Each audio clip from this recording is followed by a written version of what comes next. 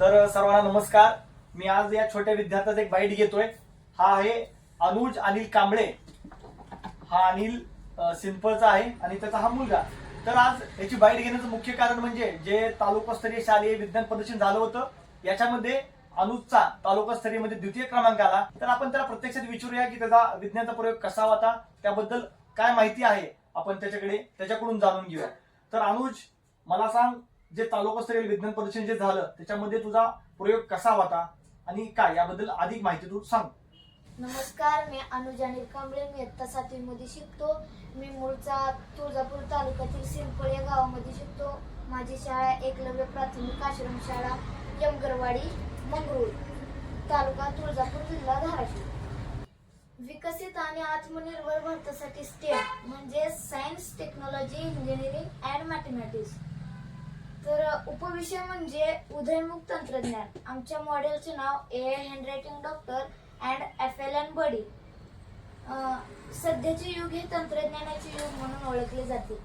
अनेक तंत्रज्ञानांपैकी कृत्रिम बुद्धिमत्ता AI हे तंत्रज्ञान अतिशय वेगाने सर्वांसमोर येत आहे आणि हे तंत्रज्ञान लवकरच आपल्या सर्वांचे जीवन व्यापून टाकणार आहे. याच तंत्रज्ञानाचा उपयोग करून आम्ही शिकत असताना मुलांना येणारे अडथळे दूर करण्यासाठी केलेला आहे. काही विद्यार्थ्यांच्या गती वेगवेगळ्या असतात. म्हणजे काही शिक्षक असतात, हुशार मुलांना त्यांनी शिकवलेलं कळतं, पण ज्यांना अक्षरच ओळखायला येत नाही आणि काहीच कळत नाही त्यांना शिकवलेलं काय करणार. बरोबर. यासाठी आम्ही मॉडेल तयार केलं आहे. ग्रामीण भागांमध्ये डिजिटल शिक्षणाला काहीच चालना नाही किंवा अनेक विद्यार्थी FLN कौशल्यामध्ये मागे पडले आहेत. ज्यांना अंक ओळखता येत नाहीत, अक्षर ओळखता येत नाही, त्याला वाचायला कसं येणार, लिहायला कसं येणार, यासाठी हे मॉडेल तयार केलं आहे. कालचंच उदाहरण म्हणजे आम्ही पहिली आणि दुसरीचे गटप्रमुख आहोत.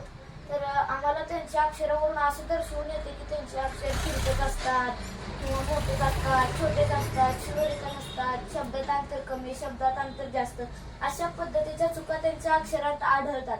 या अक्षरांवर आपल्याला कोणती सुधारणा करायला येईल या मार्फत आम्ही काहीतरी विचार केला. मग आम्ही आमचे विज्ञानचे शिक्षक श्री भडंगे सर यांच्याकडे गेलो. भडंगे सरांनी आम्हाला टीचेबल मशीन या वेबसाईटची माहिती सांगितली. टीचेबल मशीनवर आपल्याला ज्या कामासाठी मॉडेल बनवायचं आहे त्या कामासाठी त्या मॉडेलला ट्रेन करावं लागतं. म्हणजे आम्हाला आता आम्ही अक्षराचे मी सांगितल्याप्रमाणे 8 क्लास केले. 8 क्लास करून त्या मॉडेलला ट्रेन केल्यानंतर त्याची टेस्टिंग घेतली. टेस्टिंग घेतल्यानंतर तो मॉडेल त्या अक्षरातील चुका ओळखू लागला. तर आम्हाला असं दर्शनात आलं की हे जर मॉडेल बोलू शकलं तर मुलांना अक्षरही ओळखता येईल आणि मुलं त्या अक्षराचा उच्चारही आपल्याला समजेल. या पद्धतीचं हे AI हँडरायटिंग डॉक्टर म्हणून. म्हणजे समजा एखाद्या विद्यार्थीने काही लिखाण केलंय आणि त्याच्यामध्ये काही चुका आहेत, तर तुमचं जे मशीन आहे ते ओळखतं का, व्हेरीफाय करतं का? हा, अच्छा. या पद्धतीचं हे मॉडेल आहे. तर जसं मराठीचं आहे तसंच इंग्रजीचंही आहे. तर दुसरं मॉडेल म्हणजे FLN बडी. FLN बडी मध्ये अंक म्हणजे आपल्याला काय म्हणता येईल त्याला 1 2 3 अंक. ओके. हा, आम्ही त्याचे काही फ्लॅश कार्ड बनवले. म्हणजे आता आपण मगाशी ज्या चुका मराठी अक्षर किंवा इंग्रजी अक्षरांमध्ये आपण त्या मॉडेलला ते क्लास करून त्या क्लासचे आपण फोटो दिले, तसेच 1 चे क्लासचे 200 फोटो, 2 चे क्लासचे 200 फोटो, 3 च्या क्लासचे 200 फोटो, याप्रमाणे फोटो दिले व त्या मॉडेलला ट्रेन केल्यानंतर त्याची टेस्टिंग घेतली. टेस्टिंग घेतल्यानंतर तो बोलून दाखवतो. म्हणजे ते अगोदर असं म्हणजे 1 आज त्याच्यासमोर दाखवलं फ्लॅश कार्ड, तर तो फक्त 100% 1 आहे, 2 आहे, 3 आहे असं आम्हाला दर्शनात आलं. तर हे बोलतच नव्हतं. म्हणजे ते मॉडेल बोलल्यानंतर ज्या मुलांना अंकच वाचता येत नाहीत किंवा अंकच ओळख नाही त्यांना अक्षर फक्त दाखवल्यानंतर अक्षर ओळख होईल, पण त्याचा उच्चार कसा आहे ते त्यांना कळणार नाही. त्यामुळं आम्ही ChatGPT वर गेलो. ChatGPT ने आम्हाला HTML फाईल तयार करून दिली. HTML फाईल तयार करून दिल्यानंतर ते टीचेबल मशीनला अपलोड केली. टीचेबल मशीनला अपलोड केल्यानंतर तेही FLN बडी हे मॉडेल बोलतं. म्हणजे त्यासमोर समजा तुम्ही 1चं फ्लॅश कार्ड लिहिले तर तो बोलून दाखवतो की 1 आहे, 100% 1 आहे, 2 आहे, 3 आहे, असं हे मॉडेल बनवलेलं आहे. ह्याचा फायदा म्हणजे मुलं स्वतःच्या गतीने शिकतील व शिक्षकांवर कोणताही ताण राहणार नाही. मुलं FLN कौशल्यात पुढे जातील. म्हणजे शिक्षकांवर जरी त्यांनी शिक्षक ज्या मुलांना शिकवतील हुशार असतील त्यांनाही कळेल, व ज्या मुलांना शिकता येत नाही किंवा ज्यांना म्हणजे काहीच कळत नाही तेही आपल्या आपल्या सरावाने ते शिकू शकतील. या पद्धतीचा आम्ही विचार केल्यानंतर हे मॉडेल बनवलेलं आहे. डिजिटल शिक्षणाला ग्रामीण भागांमध्ये चालना मिळू शकते.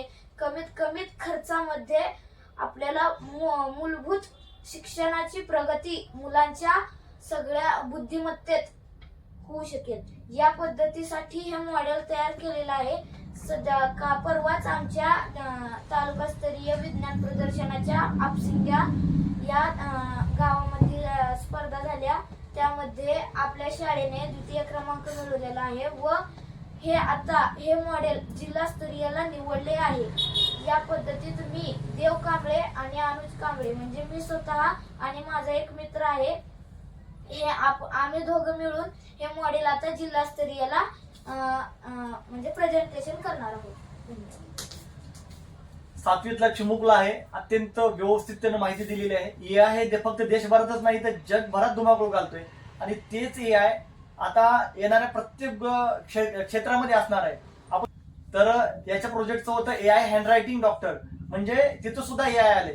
आपले अक्षर वगैरे चुकले काय झाले तर ते एकदम आयडेंटिफाय करून आपल्याला ते सूचना करतं की इथं हे चुकलंय, इथं गॅप पडलाय. अशा पद्धतीचा त्याचा प्रोजेक्ट आहे.